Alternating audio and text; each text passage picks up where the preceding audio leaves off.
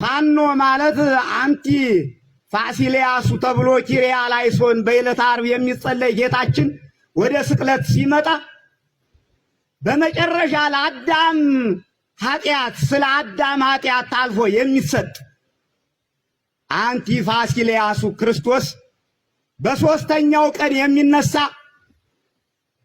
ሕያው አምላክ መሞት የማይገባ ወየ እኔ ልሙትልህ ማለት ልቅሶ አንቲ ፋሲሊያሱ ሊቃውንቶች የሚመሰክሩበት አንቲ ፋሲሊያሱ ይላል። ነቢየ እግዚአብሔር ዳዊት ሳሙኤል የቀባው በመዝሙሩ 118:14 ላይ በዕብራይስጥ ጽሑፍ በጻፈው ኖን ብሂል ንጉሥ እግዚአብሔር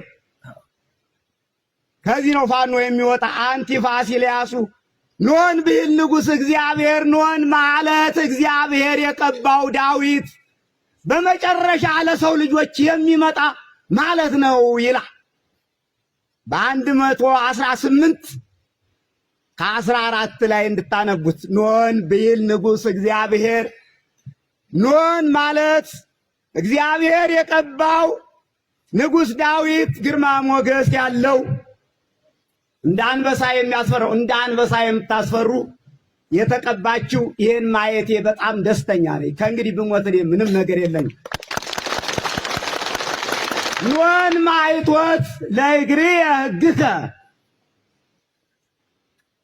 ፋኖ ሆይ ሕግ ለእግሬ ብርሃን ነው።